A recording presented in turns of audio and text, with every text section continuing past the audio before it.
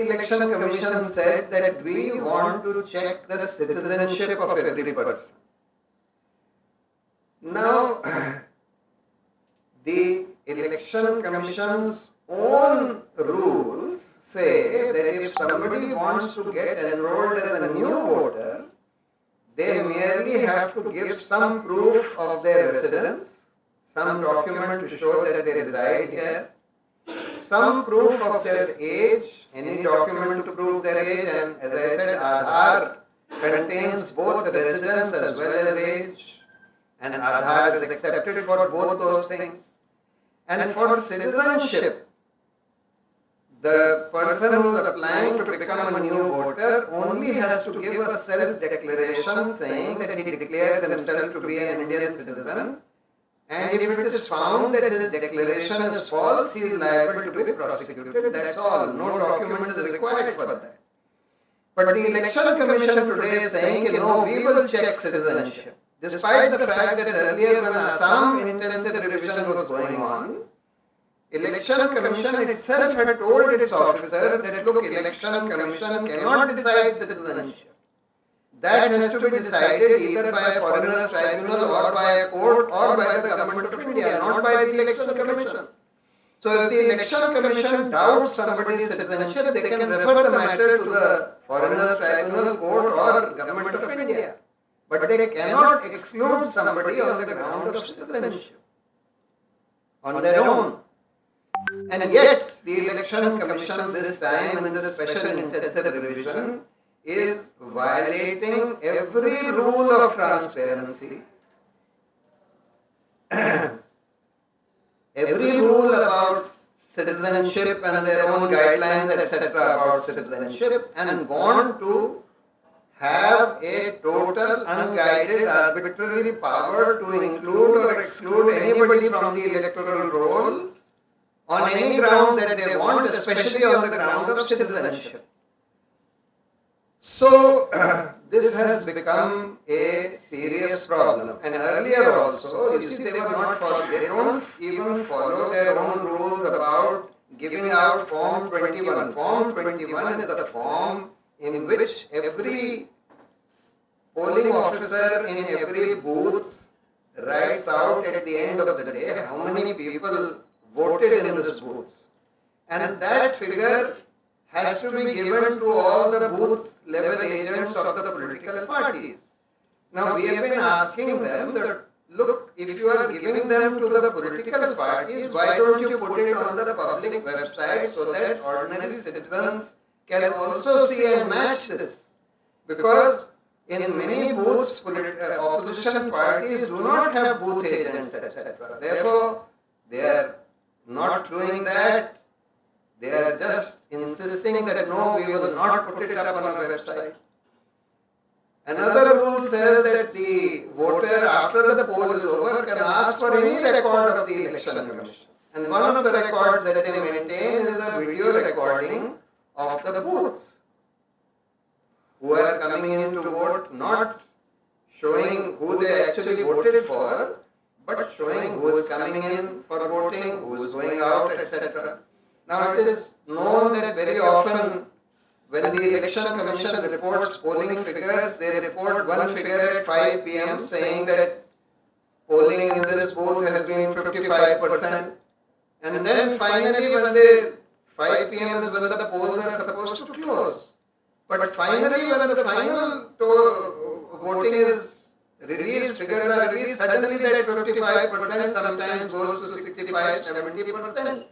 So people want to see what happened between 5 p.m. and thereafter. Of course, the rule is that those who are in queue at 5 p.m. should be allowed to vote. How many people were in queue, who went and voted, etc. That people want to see, but even that is not being released. So this has become a serious problem. And the Election Commission seems to be behaving, and we have seen what happened.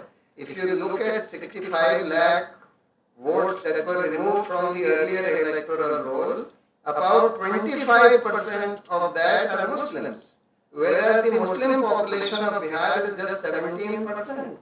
But 25% of the names removed were Muslims. Then recently it has been reported that some people associated with the BJP made objections against 78,000 people in one constituency, all Muslims, claiming that these Muslims are not citizens of India. And as you saw, that Rahul Gandhi recently in his press conference showed that this whole business of deleting names is happening at a centralized level, from a centralized place, and this was also further evidence of that. So what we are seeing is that the election commission is behaving as if they are the election morcha or the political election morcha of the BJP itself. Just as they have women's morcha, they have students morcha, there is an election morcha. And this election commission of India seems to be behaving like an election morcha of the BJP. And that highlights an earlier issue, that the selection of the election commission, the Supreme Court, 5 judges of the Supreme Court had recently given a judgment saying that the selection of the election commissioners cannot be left to the government alone, and it has to be with an independent committee which has Prime Minister, Leader of Opposition and Chief Justice of India. But the government brought a law saying that no Chief Justice of India can be removed and he can be replaced by another minister, with the result that again they are selecting through the government only. There is a committee of Prime Minister Amit Shah and Leader of Opposition, and the Leader of Opposition can give his dissent notes, but they appoint whoever they want, and they have appointed their own people in the election commission, which is why it is functioning like this. So it has become a very serious problem, because this election commission wants to be conferred with an absolute and arbitrary power in the guise of the special and intensive revision to remove whoever they want, add whoever they want to the electoral roll without following any rules and their own guidelines and their own manual, etc. Now, another national issue which has been agitating the country is the issue of Ladakh. So, when 370 was abolished and Ladakh was made into a union territory, the government and the BJP had both made a promise that statehood would be given to Ladakh, that 6th scheduled rights, which are for tribal areas, which confers special rights of self-governance to tribal areas, will also be conferred to Ladakh. But it's been more than 6 years since 370 was abolished, and during these 6 years that has not been done. So the people there, led by Sonam Wangchuk, had been peacefully asking for and agitating for being given statehood and 6 scheduled rights. Sonam Wangchuk had held a long march from Ladakh to Delhi more than a year ago. Thereafter he had sat on a month-long fast a year ago for pressing for these demands. He has always adopted Gandhian methods of totally seeking his demands in a peaceful manner. Yet recently, when a lot of young people were out on the streets agitating peacefully for these demands, the police treated them with tear gas and lathis, as a result of which some of these young people started throwing stones at the police. After which the police opened fire and 4 people were killed and 90 people were injured by these bullets and lathis and admitted to the hospital, but seriously injured and had to be admitted to the hospital. After that, some of these people became violent and set fire, apparently some of these people set fire to the BJP office, etc. This was the sequence of events in which this violence happened. But thereafter, and Sonam Wangchuk immediately denounced the violence and said that this will set back the whole movement that he was leading for seeking statehood, etc. And yet, the government has arrested him under NSA, saying that his remaining outside will be a threat to peace. and they have not even served him a copy of the detention order under NSA, despite the fact that they are obliged to serve that to him within 5 days of his detention. This is NSA's preventive detention. They are not accusing him of any crime. They are saying that his remaining outside will be a threat to peace, whereas the fact is that his remaining outside was the best bet to ensure that there will be peace, that this violence will stop. Now for several days curfew has been imposed in Leh, etc. But all these actions of the government and the BJP's IT cell and several sections of people associated with the government have been defaming Sonam Wangchuk by saying he's a Chinese agent, he's anti-national, etc. And the result is that anger is growing in Ladakh against the government, with the result that both the apex bodies of Ladakh and Kargil refused to talk to the government about all this. They said, unless you release Sonam Wangchuk and unless you lift the curfew, we are not going to talk. And unless you institute a judicial inquiry into the violence that has happened. They are seeking a judicial inquiry and government is saying, no, we will have an administrative inquiry of some administrative officer.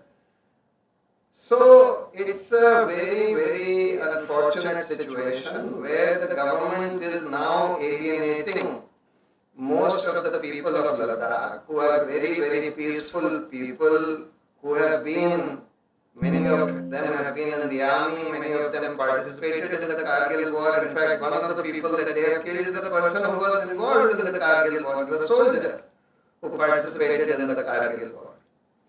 And on top of that, the government has cancelled the FCRA permission of Sonam Wangchuk's organization. They are trying to reclaim the land which had been given to him for setting up a university, on which he has set up a university with large sums of money.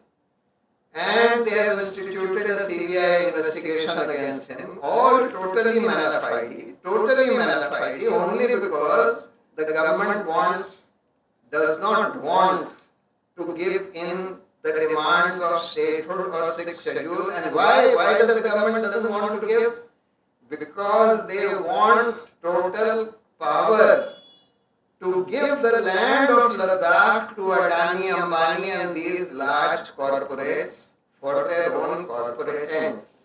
And they know that if democratic rights are conferred on the people of Ladakh, either by statehood or by giving them sixth schedule rights, the Ladakhi people are not going to allow this.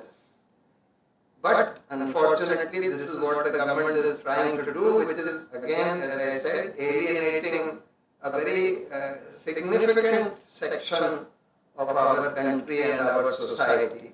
And recently, I believe Sonam Wangchuk's wife has filed a habeas corpus petition in the Supreme Court against his detention. Let us see what happens. The court is closed till Monday, and the petition will probably be taken up sometime next week.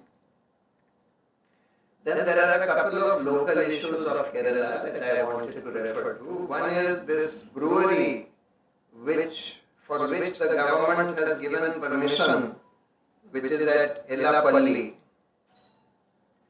Now the cabinet gave approval to this before it could go for approval to any of the statutory authorities for which approval is required. Approval is required from the Groundwater Board. Approval is required from the State Pollution Control Board. Approval is required from the Revenue Department. Approval is required from the local panchayat. None of those approvals had come, and yet the cabinet has given a prior approval to brewery. As you know, one of the concerns about brewery is pollution. Another concern is about excess drawing of groundwater, etc. You know that near that place there was a big agitation in Plachimada against Coca-Cola when they were setting up a bottling plant there. So,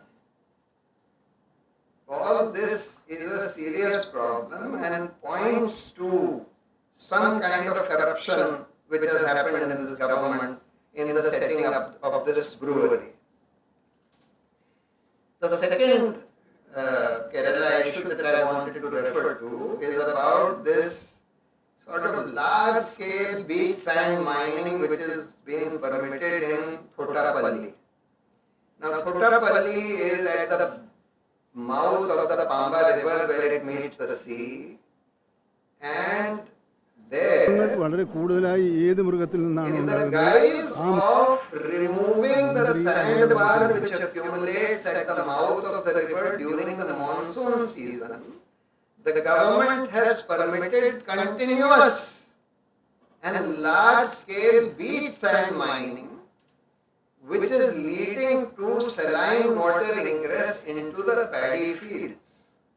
And that contract for the beach sand mining, which was originally given to the Kerala Rare Earth Mineral Company, has been further, I understand, subcontracted to a private company.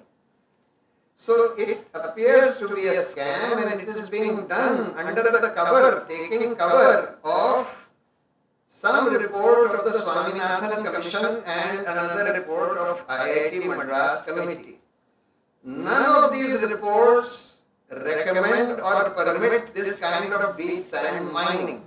They only say that they say primarily that the Thotapalli spillway, which is along the Pamba river, that should be repaired, improved, etc., and that the sandbar which accumulates during monsoon, only that should be removed. But in the guise of removing that sandbar, this kind of rampant beach sand mining in that area has been allowed. This is very valuable sand which has atomic minerals, etc., and that is being continuously removed, leading to serious environmental problems, including destruction of that agriculture. So, there was of course a case earlier involving this where the High Court had said, no, this is under the Disaster Management Act and it is on the basis of the Swaminathan Committee and the IIT Committee, etc. They had permitted it. But now there is another case which has been filed on behalf of these rice farmers, which is pending in the High Court, and the High Court has said that no, this disaster management by itself cannot be a ground for doing all this, and we will examine it, and they are currently examining it. So I just wanted to underline these two local issues and the two national issues, and I am open to any questions if anybody has any questions about these things or even any other things.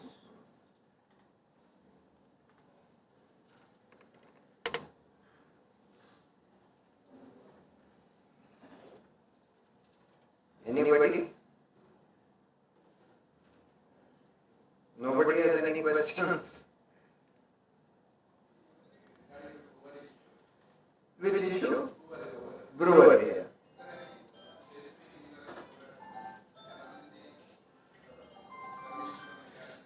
No, there is no reason. I mean, I can only presume that there must be some corrupt consideration. Otherwise, this kind of prior approval of the cabinet is irregular.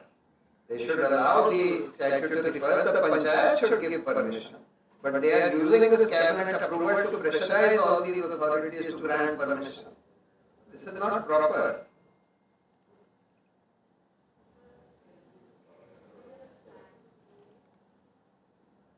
Not CA. It is an attempt to vest arbitrary and untrammeled powers with the election commission to remove whoever they want to remove and include whoever they want to include in the electoral roll. And we are, of course, electoral roll, even as it exists today, has many problems. There are many fraudulent people who have been registered in these electoral rolls. There are many genuine people who are not there in the current electoral roll. So, it is true that the electoral rolls need an intensive revision. But the manner in which the election commission is doing this special intensive revision with no transparency, without following their own rules and guidelines, and seeking arbitrary power to deny anybody on the ground of citizenship, seems to me, and to everybody, all independent observers, an attempt by an election commission which is functioning as a stooge of the BJP government to delete large-scale deletion of names of Muslims and other minorities, etc., and large-scale inclusion of fraudulent duplicate voters. So it is said that the BJP has a large number of floating voters who will get registered in Haryana when elections are being held in Haryana. They'll get registered in Maharashtra when elections are being held in Maharashtra. They'll come and get registered in Bihar when elections are being held in Bihar. And they want to get this absolute power to register whosoever they want and remove whosoever they want. See, they were earlier, the BJP has always been saying that we want a Hindu Rashtra. By that they mean that we want Muslims to become second-class citizens by removing the right to vote from Muslims. They tried it first by this National Register of Citizens, NRC. In Assam, they tried it. Fortunately, at that time, the Supreme Court was monitoring that exercise, as a result of which they couldn't exercise arbitrary powers.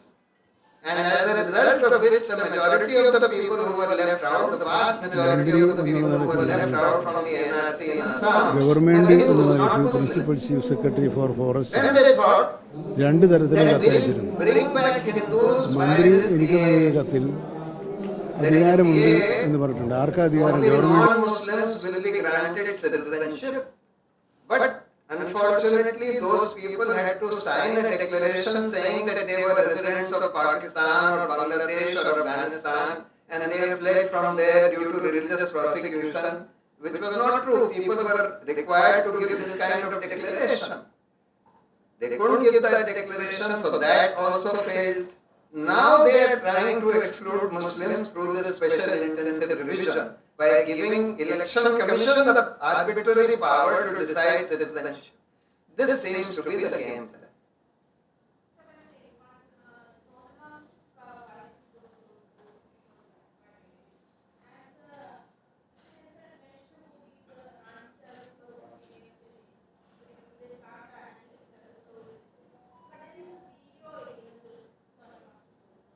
That video is an edited video.